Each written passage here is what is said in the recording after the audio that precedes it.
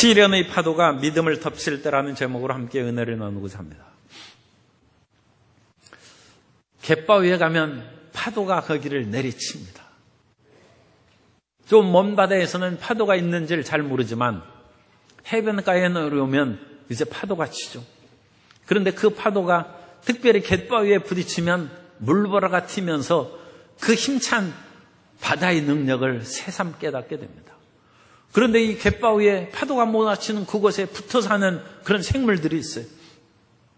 우리가 갯바위에서 굴 따는 그 모습들을 가끔 보곤 합니다만 굴보다 더 강한 생명력으로 갯바위에 붙어 있는 것이 있습니다. 그것이 따개비입니다. 따개비가 갯바위에 붙어 있는 그 모든 생물 가운데 가장 강력하게 붙어 있답니다. 따개비, 담치, 굴 이런 것들이 갯바위에 붙어 있는데 물보라가 내리치고 태풍이 불어오고 심지어 썰물이 되어서 물 한 방울 내리지 않고 따가운 햇빛이 내리쬐다 할지라도 따개비는 꼼짝 않고 붙어 있습니다. 어떤 시련에도 굴복하지 않고 강하게 붙어 있는 모습을 따개비에서 볼 수 있습니다. 영적으로 말하면 따개비야말로 철석 같은 믿음이에요. 오늘 본문에 보면 욥이 재산을 잃고 자식을 다 잃어버리고 몸은 병들어서 죽을 지경이 되자 그 아내가 하나님을 그렇게도 믿느냐? 욕하고 죽으라고 얘기했습니다. 그런데도 욥은 흔들리지 아니하고 마치 따개비처럼 그냥 한 번 하나님을 믿었으면 죽을 때까지 믿는 것이다. 흔들리지 아니하고 하나님께 붙어있는 모습을 봅니다. 우리 인생에 시련의 파도가 내리치면 믿음이 흔들거리고 하나님께서 나를 사랑하시면 어찌 이런 일이 있을 수 있는가 의심이 들 때가 있습니다. 그러나 따개비도 변절하지 않는데 끝까지 그리스도 예수의 반석에 우리는 붙어 있어야 됩니다. 그러면 우리가 어떻게 해야 믿음을 지키고 끝까지 하나님 앞에 붙어 있을 수 있겠습니까? 첫째로 하나님의 말씀으로 믿음을 지켜야 됩니다. 우리가 믿음을 지키지 않으면 우리의 구원은 없습니다. 사람이 믿어야 구원을 받는 것입니다. 로마서 10장 9절 이하에 보면 내가 만일 내 입으로 예수를 주로 시인하며 또 하나님께서 그를 죽은 자 가운데서 살리신 것을 내 마음에 믿으면 구원을 받으리라. 사람이 마음으로 믿어 의에 이르고 입으로 시인하여 구원에 이르느니라. 우리 마음에 하나님을 믿지 않으면 구원도 없는 것입니다. 그러니까 믿음을 상실해버리면 모든 것이 끝나는 것이죠. 그러니까 우리는 어떠한 일이 있어도 흔들리지 않는 그런 믿음을 가져야 됩니다. 사실 우리가 주님을 믿는다고 선포하는 그것은 우리 스스로의 의지로 되는 것이 아니라 성령께서 그렇게 우리에게 믿음을 심어주는 것입니다. 성령께서 믿음의 씨를 우리에게 뿌려주셔서 우리 마음으로도 믿고 입으로도 시인하여 붙잡고 살아가게 하시는 것입니다. 성령께서 우리를 그리스도 예수 주라 시인한 것에 대해서 고린도전서 12장 3절에서 이와 같이 말씀합니다. 그러므로 내가 너희에게 알리노니 하나님의 영으로 말하는 자는 누구든지 예수를 저주할 자라 하지 아니하고 또 성령으로 아니하고는 누구든지 예수를 주시라 할 수 없느냐. 성령께서 우리에게 오셔서 예수님을 주라 시인하고 성령께서 우리에게 오시면 말씀이 믿어지게 됩니다. 성령께서 오셔서 예수님을 주라 시인하기 전에는 성경을 많이 읽은 사람도 성경을 통하여 믿음을 갖지 못하고 예수님을 알지 못하는 경우가 많이 있습니다. 그냥 지적으로만 그것을 알고 믿지 못하는 것이죠. 그러나 성령께서 오시면 성경 말씀이 믿어집니다. 그래서 성경 말씀을 우리가 믿음이 흔들 때 다시 그 반작용으로 말씀을 붙잡아야 돼요. 주님께서 이 말씀을 통하여 믿음을 주셨은즉 내 믿음이 흔들릴 때 나는 세상의 것을 붙잡지 아니하고 성경 말씀을 붙잡습니다. 그 말씀을 붙잡는 것입니다. 세상에서 믿음이 흔들고 시련의 파도가 부딪히면 내가 과연 그리스도 예수의 보혈로 씻음받고 하나님의 자녀가 되었는가? 죄짓고 불의하고 추악하면 내가 구원받을 수 있을까? 그런 것이 의심되고 흔들릴 수 있어요. 그때 말씀을 붙잡는 것입니다. 로마서 3장 24절에 그리스도 예수 안에 있는 속량으로 말미암아 하나님의 은혜로 값없이 의롭다 하심을 얻은 자 되었느니라. 나는 예수님께서 십자가에 못 박혀 피를 흘리심으로 말미암아 값없이 그리스도 예수 안에서 의롭다함을 받았다. 내가 의로워서 의로운 것이 아니라 예수 그리스도를 믿음으로 의롭다함을 얻은 것이고, 하나님의 말씀이 이를 증거한다. 나는 말씀을 붙잡는다. 그래가지고 말씀의 반석을 붙잡고 버티는 것입니다. 세상에 의심스러운 일이 많고 새로운 우주가 발견되었다고 얘기하기도 하고, 어마어마한 우주에 비하면 지구는 그야말로 티끌만도 못한 거예요. 그리고 많은 우주과학자들은 이 지구에서 일어나는 많은 자연법칙과 우리가 진리로 생각한 것들이 우주에 나아가면 헛것이 된다는 그런 얘기를 많이 합니다. 우리가 아는 자연과학적, 수학적 지식이 무용지물이 되는 우주의 그 넓은 세계가 있어요. 그러나 우리는 이 세상의 어떤 그런 시련과 의심의 파도가 몰아칠지라도 하나님이 이 세상을 창조하시고 우주를 만드시고 태초에 하나님이 천지를 창조하신 것을 우리는 믿을 수 있습니다. 히브리서 11장 3절에 믿음으로 모든 세계가 하나님의 말씀으로 지어진 줄을 우리가 아나니 보이는 것은 나타난 것으로 말미암아 된 것이 아니니라. 우리가 우주가 창조된 것을 어찌 알겠어요? 내가 지어지는 것도 모르는 인생인데 어찌 우주가 지어진 것을 알겠습니까? 그러나 말씀으로 하나님께서 이 모든 우주 만물을 지었다는 것을 붙잡는 것입니다. 그것을 붙잡는 것입니다. 이 우주의 광대한 그런 세계를 하나님께서 만드시고 그 하나님이 우리가 아버지가 된다는 것을 우리는 말씀을 통하여 믿습니다. 세상의 사람들은 왕의 아들, 딸들로 태어나기도 어렵고 재벌의 자녀로 태어나기도 어렵고 권력자의 자녀로 태어나기도 어려운데 어찌 하나님의 자녀가 되겠느냐? 그거야말로 그 마음 가운데 스스로 기만하고 스스로 위로하는 것에 불과하다. 그렇게 하지만 우리는 말씀을 통하여 하나님의 자녀가 된 것을 붙잡아야 됩니다. 갈라디아서 4장 6절에 보면 너희가 아들이므로 하나님이 그 아들의 영을 우리 마음 가운데 보내사 아빠 아버지라 부르게 하셨느니라. 하나님을 아빠 아버지라고 처음 그 얘기를 부르는 소리가 나오는 건 기적입니다. 안 믿는 사람이 하나님을 아빠라고 아버지라고 부르겠습니까?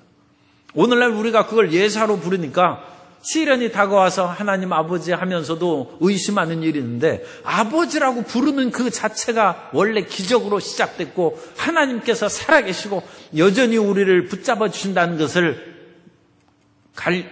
알려주는 증거가 되는 것입니다. 그러면 그 말씀을 통하여 우리는 시련의 파도가 나도 하나님을 굳게 붙잡아 나아가야 됩니다.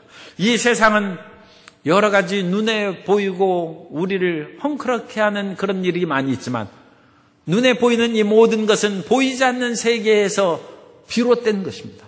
보이지 않는 악의 세계에서 나타난 그 일들이 세상을 어지럽게 만들고 하나님의 선하신 모든 손길이 이 땅에 아름답고 선한 일로 나타난 것입니다. 그러므로 우리의 싸우는 것은 혈육이나 인간 세상의 그 모든 것으로 싸우는 것이 아니라 악의 영들에 대해서 싸우는 것이라고 성경은 말씀합니다.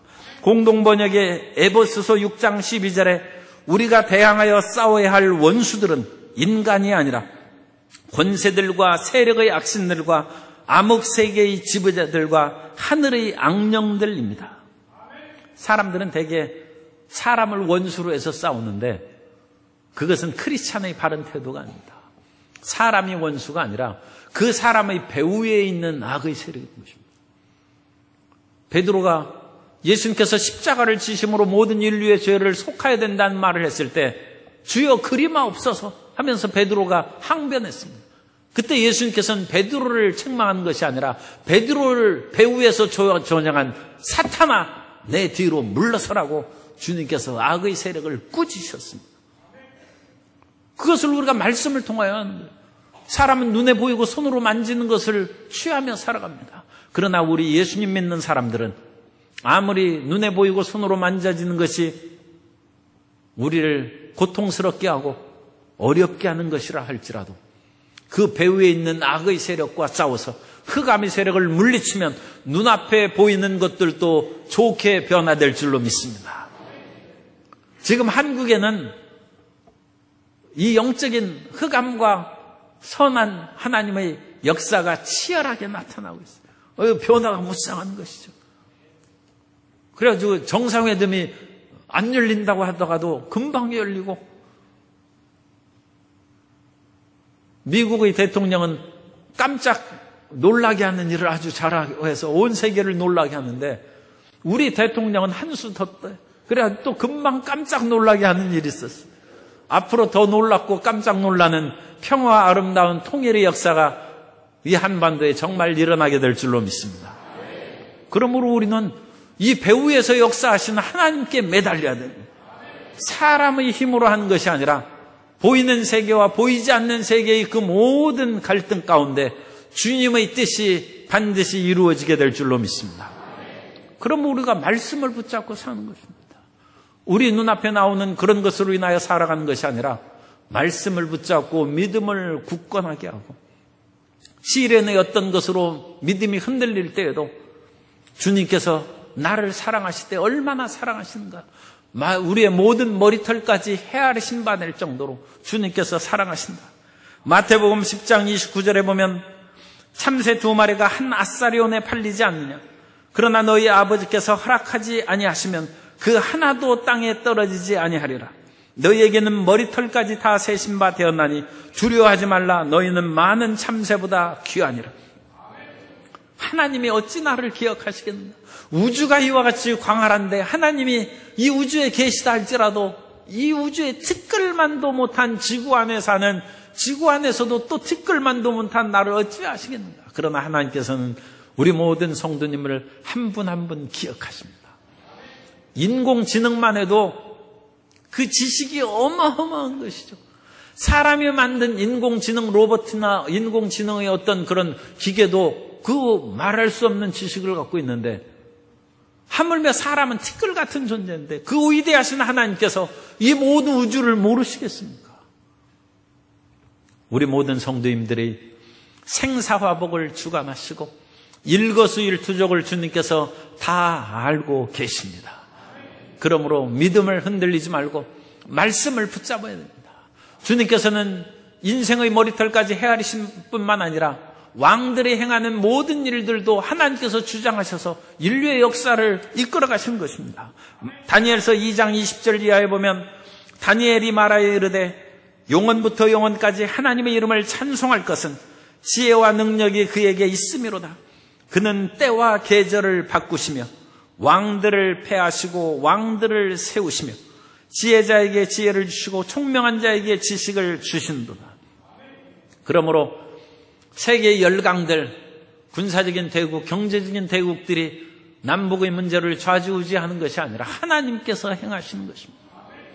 하나님께서 왕들을 세우시고 패하시고 이 나라 민족의 그 모든 고난 가운데 우리의 간절한 부르짖음을 들어주시고 이끌어 주신 것입니다.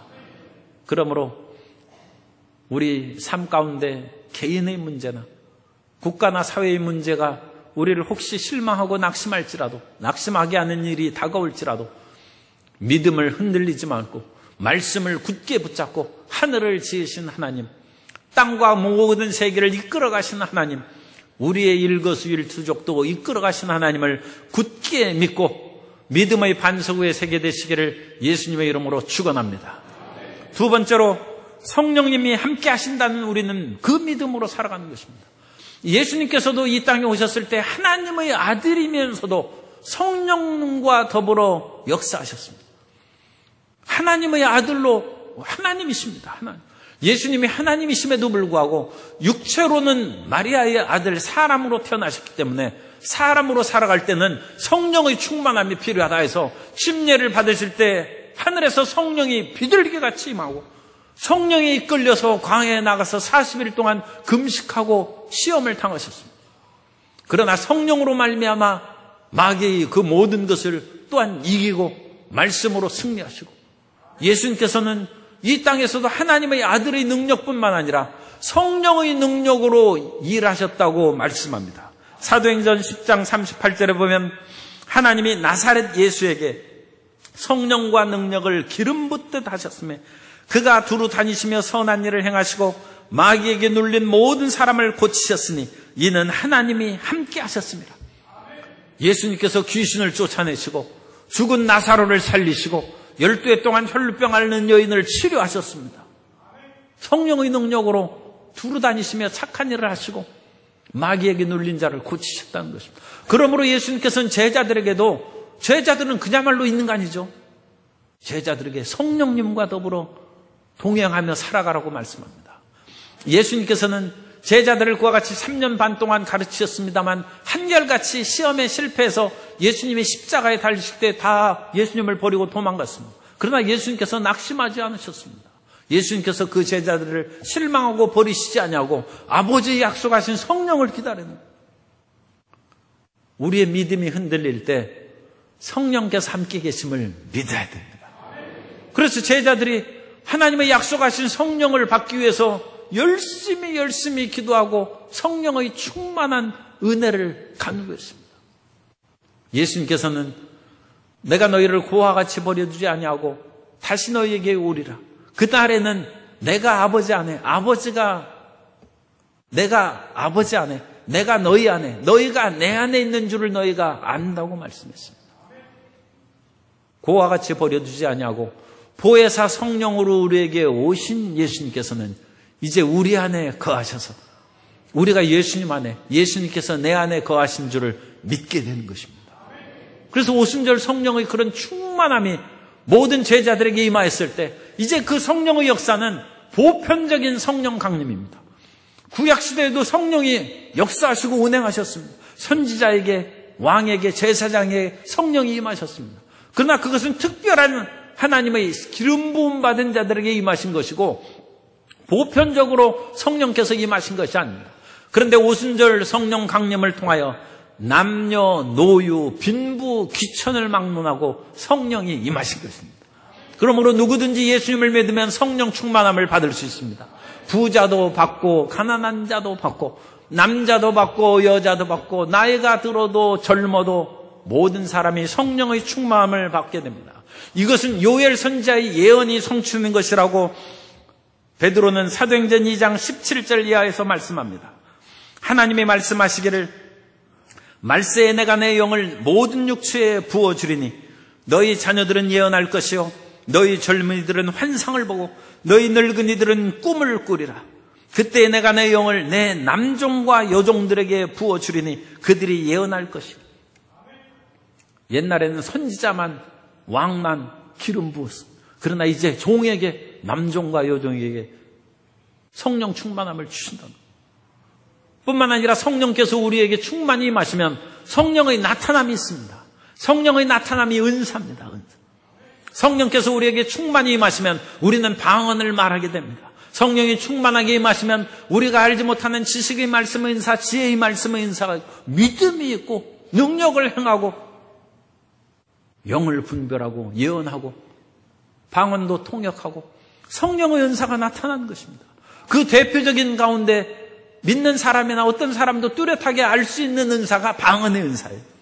그래서 우리 순복음교회에서는 방언의 은사를 강조하고 방언을 받으라고 얘기합니다만 방언을 받으면 다른 은사들도 함께 있는 줄 믿습니다. 또한 은사를 받지 못한 그런 성도님들 경우에도 다른 은사가 나타나는 것입니다. 예수님을 믿고 성령 충만함을 받은 사람은 누구에게나 성령의 나타남이 있는 것입니다.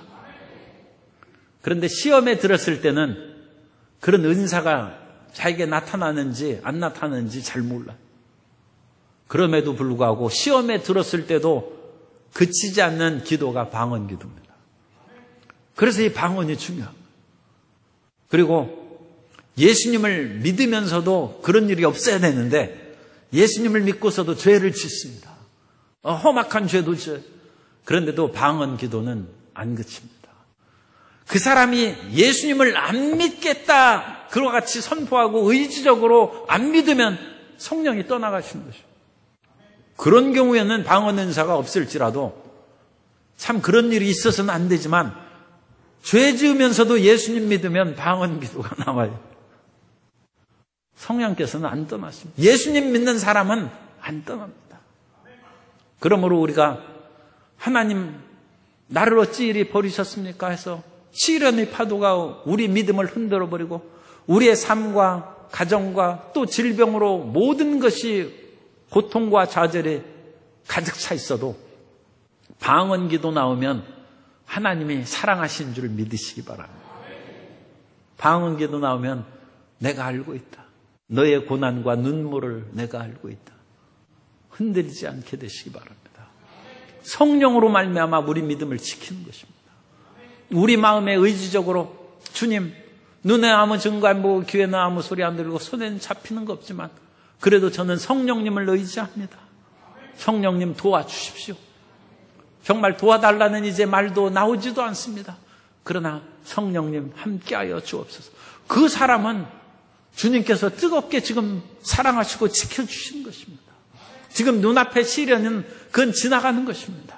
파도는 지나가는 것입니다. 썰물이 되어서 갯바위에 뜨거운 태양볕이 내리쬐도 멀지 않아서 밀물이 다가와서 하나님의 풍요의 은혜가 덮을 것입니다.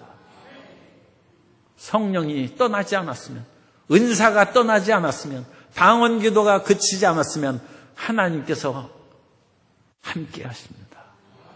결코 흔들리지 않는 믿음으로 굳게 서게 되시기를 예수님의 이름으로 축원합니다. 세 번째로 하나님의 절대 사랑으로 우리는 믿음을 지켜야 됩니다. 하나님은 사랑이시라고 했는데 하나님의 사랑은 그야말로 절대 사랑입니다. 하나님은 변함이 없어요. 우리를 한번 사랑하셨는데 우리 마음이 조금 이상하다고 해서 내가 잘못 알았는데 이제 사랑 끊어야 되겠다. 하나님은 그렇게 하시지 않습니다. 야고보서 1장 17절에 보면 온갖 좋은 은사와 온전한 선물이 다 우위로부터 빛들의 아버지께로부터 내려오나니 그는 변함도 없으시고 회전하는 그림자도 없으시니라. 따라서 하시겠습니다. 하나님은 변함이 없으시고 회전하는 그림자도 없으십니다. 하나님은 절대 불변이십니다. 그 절대 불변의 하나님이 우리를 예수 안에서 사랑하시는 것입니다. 그 사랑이 변할 수가 없어. 그러므로 이 사랑의 그 모든 것을 이 세상의 어떤 것으로도 끊을 수 없어. 드라마에서 보면 삼각관계가 있죠. 그래가지고 어떤 사람이 둘이 정말로 서로 사랑하는데 꼭 마귀 같은 제3자가 나타나가지고 양쪽을 이간질합니다. 그리고 그와 같은 묘한 장면을 만들어요. 그래가지고 자기가 사랑하는 그 사람이 딴 사람에게 관심을 베풀고 또 아이스크림이라도 사주는 그런 광경을 딱 목도하게 만드는 거예요. 그러면 나한테는 아이스크림 안 사주는데 저 사람한테는 사주는구나. 마음이 흔들려요. 그럴 때 그 사탄 같은 또 제3자가 찾아와서 사실 알고 보니까 그 두 사람은 옛날부터 알았더라. 그러면서 마음을 무너뜨리는 거예요. 그럼 사이가 끊어질 수 있어요. 그러나 하나님과 우리 사이에 마귀가 와가지고 우리의 욥과 같은 온갖 시련과 절망적인 상황으로 이간질해도 하나님은 욥을 믿습니다. 하나님의 사랑은 흔들리지 않습니다. 로마서 8장 38절 이하에 보면 내가 확신하노니 사망이나 생명이나 천사들이나 권세자들이나 현재일이나 장래일이나 능력이나 높음이나 기품이나 다른 어떤 피조물이라도 우리를 우리 주 그리스도 예수 안에 있는 하나님의 사랑에서 끊을 수 없으리라. 하나님의 사랑은 변함이 없어요. 그럼 이제 문제는 우리죠. 우리의 사랑도 흔들려서는 안 돼요. 우리의 사랑도 갯바위에 있는 따개비처럼 끝까지 붙어 있어야 돼요. 따개비는 한번 그 갯바위에 붙으면 죽을 때까지 안 떠난답니다. 온갖 파도가 폭풍과 몰아치고 따가운 햇빛이 내려질 때에도 따개비는 그냥 붙어요. 따개비가 딱 붙어 있어서 따개비인지 모르겠어요. 그런데 사람이 따개비만 못하게 변절하고 그러면 되겠습니까? 물론 세상에서는 변절하지 않는 그 사랑의 사람들의 이야기가 많이 있어요. 낭랑공주는 호동왕자를 사랑해서 자명고를 찢었어요. 나라가 망했어요. 그래 나라가 망했는데도 사랑은 난 못 바꾼다. 사랑의 그것을 보면 참 훌륭한 것이죠. 도미 부인은 너무 이뻐가지고 그 왕이 그 남편을 그 감옥에 가두고 두 눈을 뽑아버렸어요. 그런데도 도미 부인은 남편에 대한 사랑과 정절을 버리지 않고 왕에게 계교를 써서 도망가서 그 눈 뽑힌 남편하고 살았습니다. 세상에 어떤 시련과 좌절이 다가와도 사랑이 변치 않는 사람이 많이 있어요. 박재상은 옛날 왜구에 의해서 그 왕자가 볼모로 붙잡혀 갔을 때 그 왕자를 구원하기 위해서 일본으로 건너가서 결국은 못 돌아오고 죽었습니다. 그런데 그것이 남편이 돌아오는 줄 알고 바닷가에서 남편이 배가 오는지 바라보다가 박재상 부인은 돌이 됐어요. 망부석의 전설. 사람도 한번 사랑하면 변함이 없어야 돼요. 하물며 사람 사이에서는 속아서 거짓된 것이 간혹 있을 수 있어요. 그런데 하나님은 거짓이 없으십니다. 하나님의 사랑은 우리에 대한 불변의 사랑을 갖고 계십니다. 그러므로 우리도 끝까지 믿어야죠. 아니 지금 파도가 내리친다고 해서 우리가 옛날에 처음 믿을 때 하나님께서 사랑하신 그 사랑이 바뀌어졌겠습니까? 그 아들 예수 그리스도를 우리에게 보내주시기까지 하면서 십자가에 못 박혀 피 흘려 죽기까지 우리를 사랑하신 그 하나님의 사랑이 지금 내가 질병에 걸렸다고 해서 내가 사업이 어렵고 힘들고 심지어 망했다고 해서 하나님의 사랑이 바뀌었겠습니까? 시편 103편은 내 영혼아 야훼를 송축하라. 내 속에 있는 모든 것들아 그 성호를 송축하라. 내 영혼아 야훼를 송축하며 그 모든 은택을 잊지 말지어다. 그 하나님의 사랑을 잊어서는 안 돼요.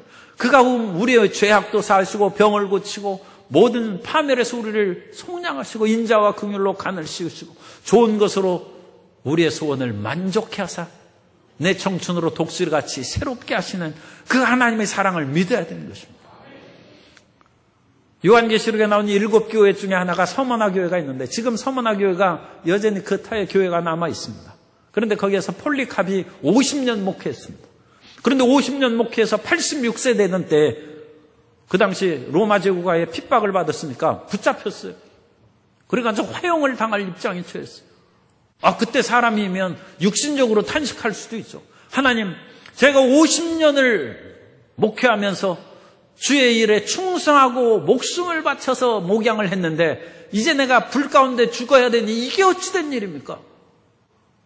마귀는 와서 참수하고 시험하고 이간질하는 거죠. 너 하나님 사랑 못 받은 존재니까 이 기회에 하나님 안 믿는다고 하라. 실질적으로 그 화형을 집행하는 장군이 그 폴리캅을 유혹했습니다. 예수님 안 믿겠다고만 하면 살려주겠다. 그때 폴리캅이 얘기합니다. 내가 86세를 살아오면서 예수님은 나를 한 번도 실망시키지 않고 나를 배신하지 않았는데 지금 내가 위기에 빠졌다고 해서 내가 예수님을 배신하면 되겠느냐. 내가 죽어도 난 이대로 믿고 죽는다. 그러면서 놀라운 얘기를 합니다. 지금 1시간 내가 불 가운데 타는 그 육신이 고통스럽겠지만 예수님을 안 믿으면 영원한 불 못해서 그 불꽃 가운데 영원히 고통당하는. 아니 지금 1시간 불타는 것 때문에 영원히 불타는 거하고 그 바꿀 사람이 어디 있겠어. 나는 1시간 화형당해서 죽는다 할지라도 나는 믿음으로 천국까지 배신하고 영원한 불못에 떨어지지 않는다는 것입니다. 사드락과 메삭과 아벳노고의 이야기를 우리는 잘 압니다. 우상을 섬기고 그 금신상한테 절하라고 하자 그 세 사람이 얘기하는 것입니다. 우리는 하나님 믿는 사람인데 이런 신상 그런 거 절하지 않고 왕의 권세에 굴복해서 변절하지도 않습니다. 풀무불을 7배나 뜨겁게 해서 던져내려고 할 때 사드락과 메삭과 아벳노고가 얘기합니다. 하나님은 위대하시다. 그러므로 우리를 능히 이 풀무불에서 건져내실 수 있다. 그러나 서로 하나님께서 우리를 건져내시지 않을지라도 우리는 믿음을 갖고 사는 사람이고 믿음으로 죽는 사람이지 결코 풀무불에 던져진다고 해서 우상에게 절하고 변절할 사람이 아니라. 시련의 파도가 믿음을 덮쳐도 흔들리지 않는 성도 여러분 되시기를 예수님 이름으로 축원합니다. 끝까지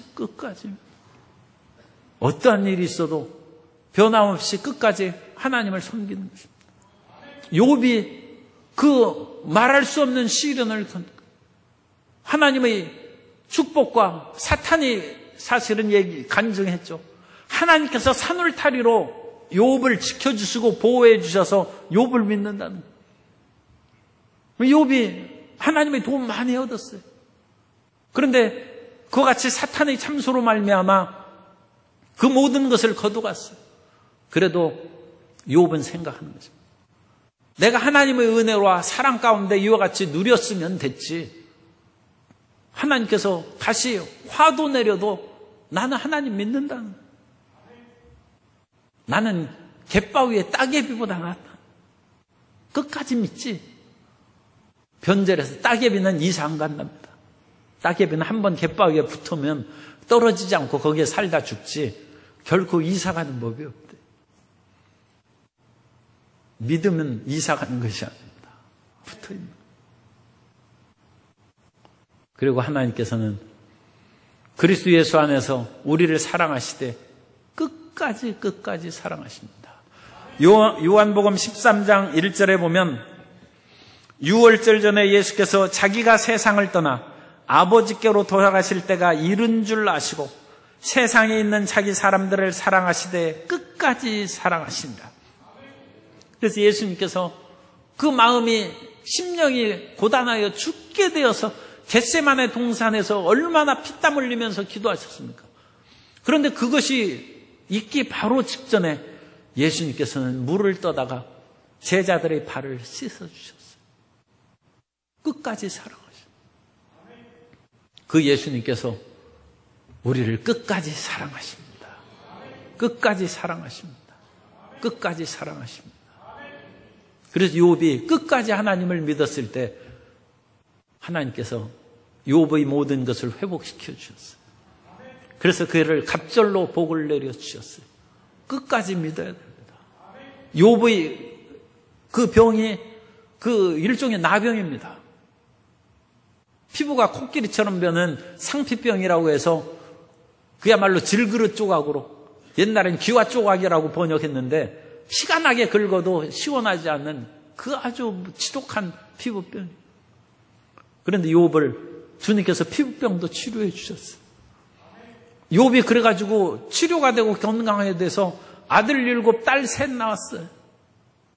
그리고 그 모든 재산이 갑절로 풍요롭게 됐습니다. 하나님은 끝까지 우리를 사랑하십니다. 그러면 우리도 끝까지 하나님을 믿어야 됩니다. 어떻게 이 시련의 때 우리 믿음을 지킬 수 있습니까? 말씀을 붙잡아야 됩니다. 끊임없이 말씀을 읽고 묵상함으로 고통스러울 때 성경을 소리내어 읽으시기 바랍니다. 고통과 좌절에 빠질 때 성령님이 함께 계신다. 그래서 방언의 은사를 받는 것이 좋습니다. 방언 기도가 나오고 내가 성령님을 모시고 살아간다. 그 마음이 있으면 주님께서 우리를 버리시지 않았습니다. 성령님이 함께 하신다. 그리고 한번 우리는 충절이 있는 사람, 하나님의 사랑을 입었은즉 그 사랑을 의심하지 않고 끝까지 붙잡고 하나님을 사랑함으로 믿음을 지키는 복된 성도님들이 되어서 하나님의 은혜 가운데 다시금 질병도 치료함을 받고 다시금 자식도 풍성하게 낳고 다시금 사업과 모든 기업이 갑절로 복을 받는 은혜를 누리게 되시기를 예수님의 이름으로 축원합니다.